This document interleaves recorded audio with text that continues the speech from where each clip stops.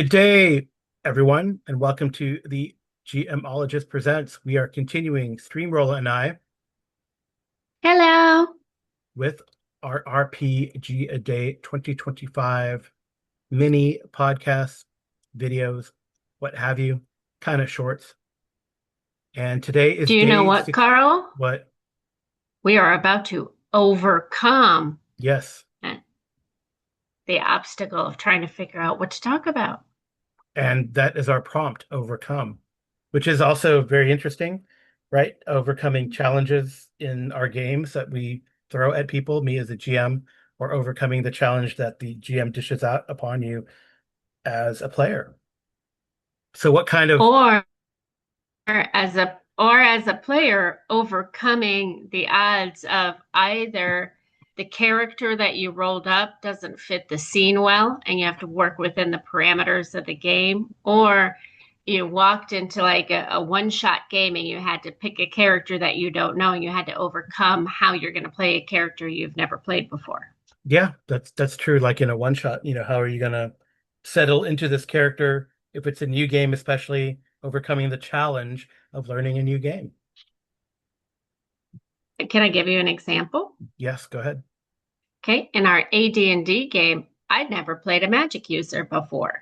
Oh yeah, So I'd never played um AD&D before. I know. So We went old school there.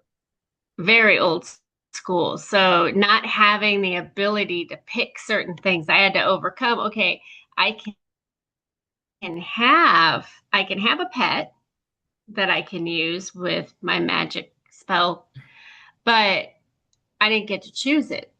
Yeah, The it's like die chose random. it. So I Yeah. had to overcome the fact that right, I had overcome the fact that I didn't get to choose an animal. And then the animal that I chose, I had no idea what to do with it. But now I would dare say, I love Bufo. Yeah, you I just think kind of fall Bufo, into the role. he's right. I mean, you learn how to adapt to it, Yeah, it's very obviously, and interesting. Like, overcome it. and I think that's what I like about the old school games is that they don't necessarily um, scaling. The world is dangerous. Scaling is and balance is not necessarily a thing, right? I would say in the more modern games like D&D 3.5, 3.5 on up, right? It's expected that when you get to a certain level, you have these type of magic items so that when you're fighting the creature that needs magic items, you're going to have it. I mean, and sometimes that's not the case, so you have to scramble around. And I think it's great to Mhm. me as a GM to see how player characters deal with that. I mean, you guys have to had to deal with that in AD&D, and specifically your a couple of the characters, your Right. character included, didn't have magical weapons to affect a particular creature, but you use spells to really help, No, use magic items to really help uh, I had a whip. level the playing field, Oh level the no, a playing rope. I field. have I have a magical rope. Yeah, to Oh level the yeah, playing field but really, or the web, right? It was a great use, tactical, hmm tactically change the battlefield so the player characters could overcome that challenge, which I think is fun and a good right. use of wits. I also like in a Hyperborea game that I ran at a convention. There was a creature that attacked him only hurt by silver or magic weapons, so they improvised and they grabbed a magical chainmail and used it as like a improvised weapon. If it's magical, and they threw it to the person most likely to hit with it, like the raging berserker, and he smashed the hell out of this creature. So it's really fun to see how players can improvise when the challenge is not when things aren't necessarily scaled. Um, yeah, no one likes to like a no-win situation. I get that, but I think a lot of players appreciate, or at least I've been told, players love to win by the skin of their teeth where they're bloodied with their vanquished foes defeated around them, but they have won the day, right? So, hmm but and I even and recently, we've been playing this Enemy Within campaign for a very long time, and this is a mild. Well, I'll try to unspoil or make it as less spoily as possible, but it was like a dungeon crawl, and I thought it was still very exciting when the player characters got to the end of this dungeon crawl and found what they were looking for in the dungeon, and it was like because it's such a important and pertinent item in the verse, and they're like, "Wow, I know what this is," and we overcame the challenges in this dungeon and found it, and wow, our characters are touching this item. It's kind of cool. So it was a Mhm. really Mhm. really good session, and amazingly, like we've been playing for over 4 years, the Enemy Within campaign, and it was still exciting and fresh. And I think that was very because players kind of won the challenge, and they was very happy about it. So that is the end result, I Mhm. think, overcoming the challenge. There's a big huzzah or hooray at the end of the uh, encounter or game. Or I mean, when you guys took down that Yuan Ti, who was very tough, especially in the way that you guys did it in the birthday game. I thought that was really neat. The way you defeated the last boss in the your birthday game, that was really cool. Mhm. That was really cool. Died That died was fun. laughing. Uh, Correct. And that was interesting because didn't you tell us that although we hit all three of the parts we were supposed to, we did them out of order? yeah, you did him out of order. Well, So what was great in a too. way you had to overcome us Yeah. going off Yeah, I had rails, a, which that's true. That's true. I did. And I usually have to do that sometimes. Overcome the challenge as a GM of players going off the rails.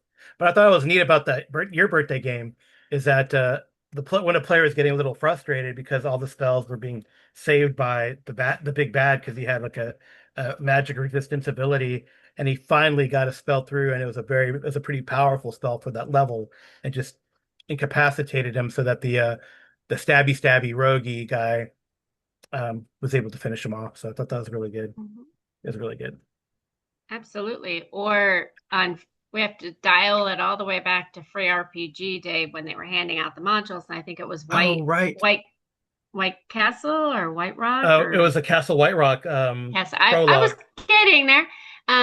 But we had to overcome the obstacle by figuring out the puzzle. Oh, that was great. That was very satisfying to me because I gave you this puzzle, and puzzles are hit and miss sometimes, but you guys as the players, because I gave you a choice, like, do you want me to give you some hints if you roll some of your abilities? And you're like, no, no, we want to figure this out.